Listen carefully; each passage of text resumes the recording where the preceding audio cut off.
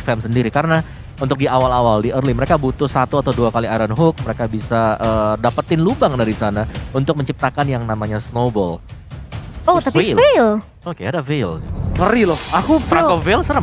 Ya karena Veil selalu ngagetin kan. Ini ya kayak combo klasik gak sih kok, kayak sisinya bener-bener dimaksimalin dari failnya, atau kalau dia mau ngambil damage juga oke. Sama satu, Veil kalau ngambil damage bakal ngabisin semua anak dari Glue. Yes. Langsung Splitnya langsung habis. tar. Itu kena wind blow, windstorm, hilang Sama semua. Windblade-nya langsung bocil-bocilnya langsung hilang.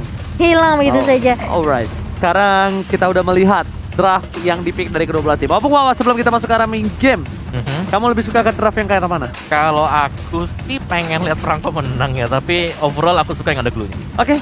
Momo-chan, Yep.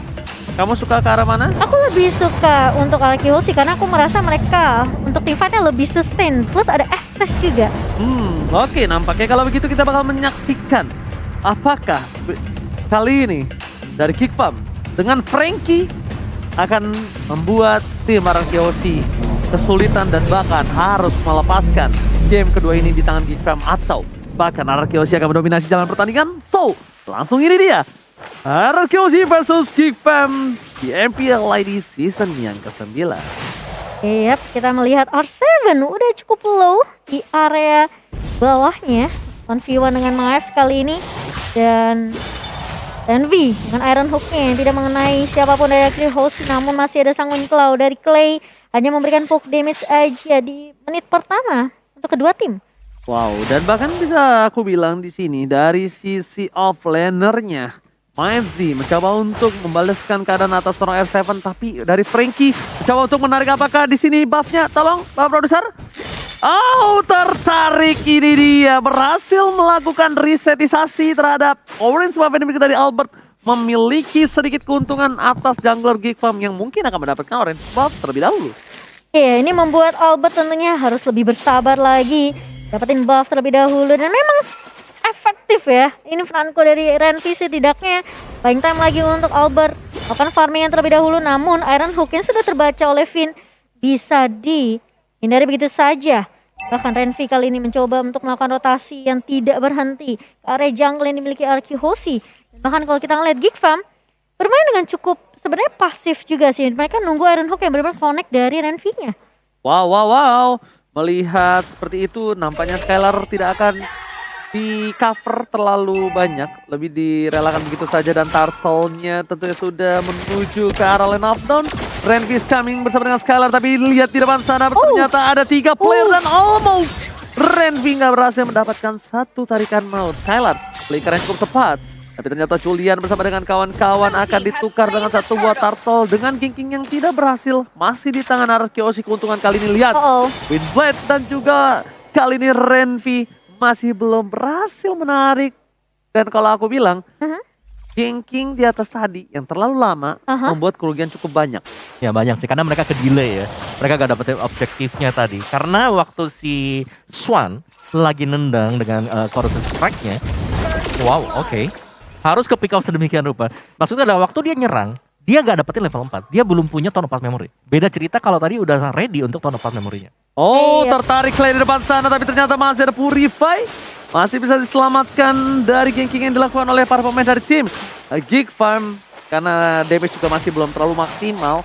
Sedangkan Julian mencoba untuk farming, mengejar ketertinggalan atas seorang Albert yang memiliki satu level di atas dari seorang Julian. Sementara kali ini Renvi bakal coba berfokus terlebih dahulu, mungkin bakal nge-baby Swan kali di area atas. Dan R7 berhasil mengusir pergerakan dari Miles kali ini di area bawahnya. Arkeosi, mereka belum terlalu ada permainan yang cukup agresif. Geekfam juga masih menunggu inisiasi yang baik tentunya dari Iron Hook Renvi kali ini. So, ini bakal menjadi early yang cukup pasif dari kedua tim. Apalagi kita tahu dari Albert sendiri, ini kemungkinan besar dari jungle-nya bisa aja diganggu sama Renvi. Di reset lagi seperti menit-menit awal tadi. Oke, saking respect-nya 3 pemain dari tim Arkeosi, mereka sebelum ke arah top lane aja, dia muternya jauh banget. Dia muternya dari tengah, karena di bus yang belokan ini, itu bisa ada Renvi atau Vince, dan langsung coba ternyata di commit, berhasil mendapatkan PJN, lewat ke arah yang salah, baru dibilangin, lewat di sana, langsung hilang di telan bumi, tak tersisa. Sedangkan Skylar mencoba untuk memberikan sedikit damage. Spray down, tapi ternyata dia memilih untuk memberikan roket, melakukan clear minion, nampaknya belum berhasil dan plating yang dilakukan Julian cukup baik, menghilangkan seluruh gold yang dimiliki dari tim RRQoC di area top lane. Iya, ini Skylar memang agak sedikit terganggu oleh pergerakan yang dibawa oleh Jigfam, namun Julian masih bisa untuk mendapatkan satu buah kumang di area atas, dan Clay pun sepertinya bakal harus bermain agak sedikit sabar kali ini di area midnya. Ini Vince-nya bareng sama Renvi terus ya, karena mereka mau mainin kombonya. Betul, Bloodhound langsung kena wind blow juga, langsung di-punish dengan adanya windstorm. Tapi sejauh yang kita melihat bahwa dari RRQoC dan juga Geekfam, mereka masih tetap santai. Mereka masih tetap bermain secara objektif. Dan seperti ini, untuk objektif pelan, RRQoC nanti mereka yang akan pegang kendali masuk ke mid game. Intip dikit dari item build-nya juga, Clay sudah punya Clock of Destiny. Sedangkan untuk dari sisi Geekfam, mereka butuh sesuatu sih. Mereka butuh mid lane-nya agar lebih cepat kaya juga. Dan akhirnya sudah mulai nyusul buat Vince-nya. Oke, Vince-nya udah mulai mencoba untuk menyusul kali ini. Berbeda dengan di game yang sebelumnya, Lilianya yang tidak dikasih permainan. Tapi lihat ternyata shutdown akankah diamankan dengan shotgun yang luar biasa. Pipin, tapi lihat Purify Gaming respect terhadap para pemain dari tim Geekfam yang memiliki crowd control yang cukup besar. Membuat Pipin berhasil hidup. Di depan sana Skylar mencoba untuk melakukan satu buah spray down yang bisa kita bilang adalah sebuah keuntungan mendapatkan turret. Bukan platingannya lagi, tapi ternyata Vince di depan sana tertampar. R7 tercari, Blodihan telah dikeluarkan, tapi nampaknya R7 harus kehilangan poin di area tengah. Iya, karena dia sudah mulai kelihatan juga di area MF, dan bahkan kali ini Julian dengan tahun terusnya mencoba untuk mencari ke arah Abed, tapi ini bakal menjadi suatu war yang agak sulit ketika ada Estes yang selalu nempelin, memberikan heal terus-terusan. Ini bakal jadi PR yang kedua untuk Geekfam. Gimana caranya mereka nge-shutdown Vin terlebih dahulu mungkin nantinya. Benar, jadi satu momen yang sudah didapatkan tadi oleh Geekfam adalah mereka bisa langsung masuk menyerang dengan menggunakan Bloodihan yang dimiliki oleh Franco. Tapi itu pun harus dengan posisi bahwa Renvi udah siap banget.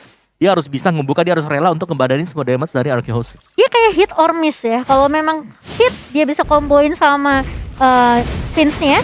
Tapi kalau miss, dia harus siap-siap terpanik balik. Oke, spray down dikeluarkan di depan sana, langsung ada Lancelot, tapi ternyata Julian tertabrak, benjol dan tertarik, masih bisa di-heal oleh seorang Pipin, berhasil menyelamatkan suara Skylar dan bahkan kehilangan turret di bottom lane, ter-outplay sepertinya permainan dari tim Geekfam di bottom lane yang harusnya diuntungkan Geekfam, jadi kerugian yang sangat-sangat tidak adil. Dan bahkan aku ngelihat dengan permainan yang dibawakan RRQoC sampai menit ke-7 ini, mereka hanya peduli dengan objektif turret.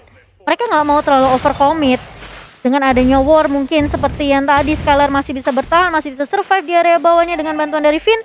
Dia bisa aja nyulik ke arah Renvi, tapi dia nggak mau. Dia lebih pikirin oke, amanin turret objektif, dapetin turtle, coba untuk kandangin Geekfam nantinya, baru mereka siap untuk war 5 lawan 5. Oke, tapi di depan sana Renvi, R7 mencoba untuk menangkapnya. Nampaknya Julian, hati-hati tidak boleh terlalu overcommit.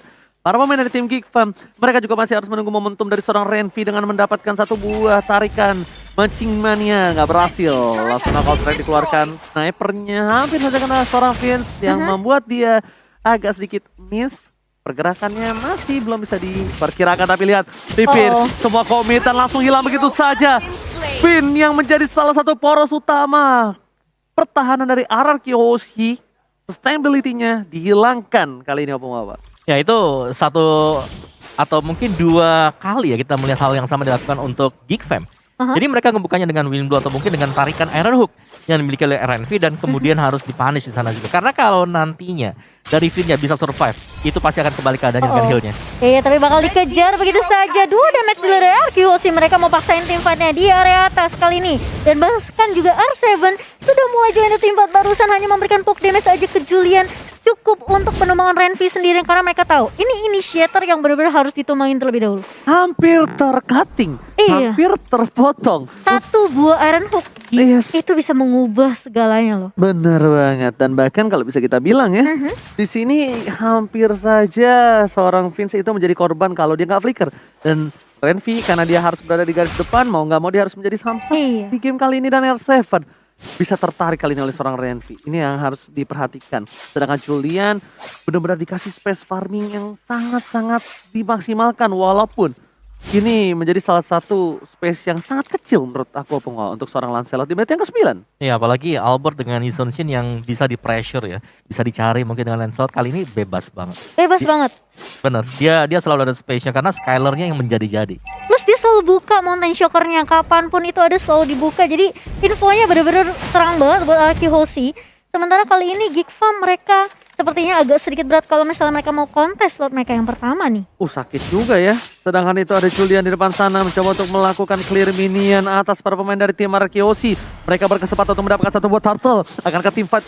Oh, Turtle Lord sorry kali ini, tapi ternyata langsung dihilangkan satu turret bersama dengan satu buah Lord. Renvi akankah tertangkap? Flicker melakukan gocekan mau, tapi Albert tidak mau tinggal diam. Turret akan menjadi pilihan utama terlebih dahulu dan R7 berhasil menangkap Renvi. Diangkat begitu saja tapi glue-nya masih terlalu strong. Glue too strong. Split boost yang dilakukan Julian berhasil mendapatkan turret tambahan kali ini di arah top lane. 2 turret untuk Geek Farm, namun harus membayarkan dengan adanya kehilangan Lord dan juga kehilangan Renvi kali ini.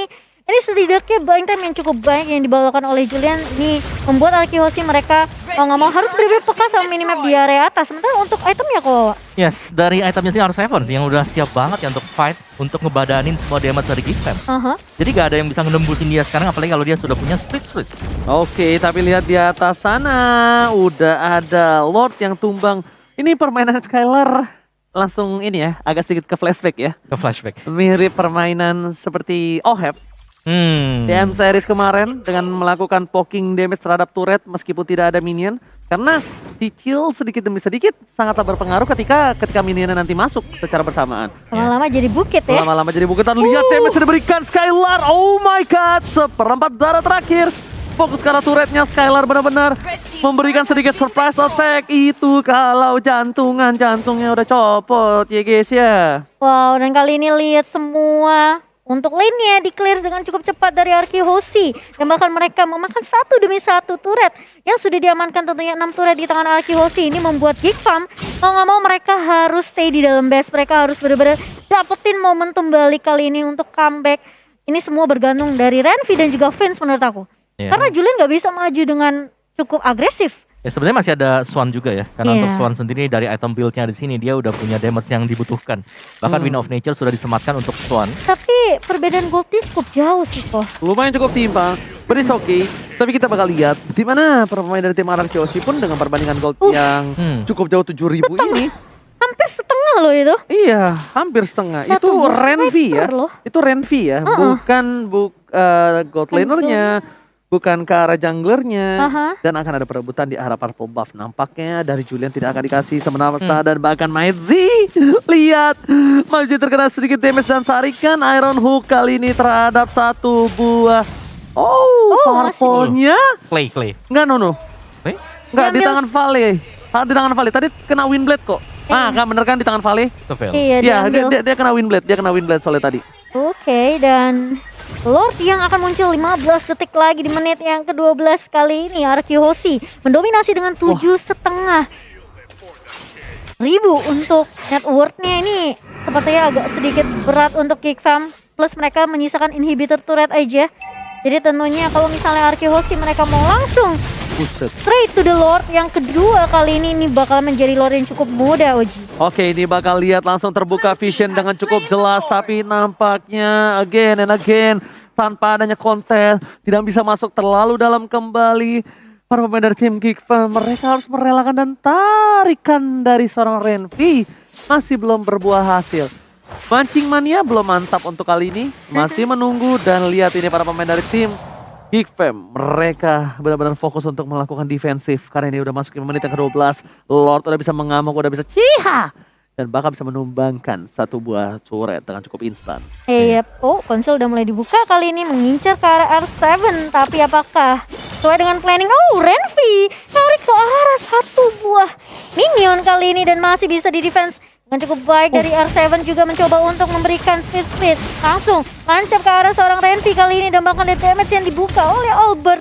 Mereka nggak mau terlalu fokus untuk membagi Renvi terlebih dahulu karena objektif yang dimainkan oleh RQ Host ini lebih penting menumbangkan inhibitor di area atas. Gak peduli kalau kata Skylar, biarin daripada berantem di arah bottom lane. Yang penting gue dapetin turret 3 inhibitor. Tertarik dulunya, langsung ada Blorian. Semua combo dikeluarkan, tapi lihat DPS-nya double kill. Looking for triple kill, tapi ternyata di sana Albert taruh tershutdown. Juliet tershutdown di sana, wipe out DCC. RRQ Ozzy berhasil mengamankan 2-0 penuh tanpa balas. Wow, 14 menit untuk di game yang kedua dan bahkan wipeout yang didapatkan oleh RRQ Hoshi. Melihat permainan yang lebih mendominasi aku bilang di game kedua, karena aku merasa meskipun dari Renvi-nya ya udah coba untuk ngegangguin jungle, Bener. tapi aku nggak ngeliat permainan yang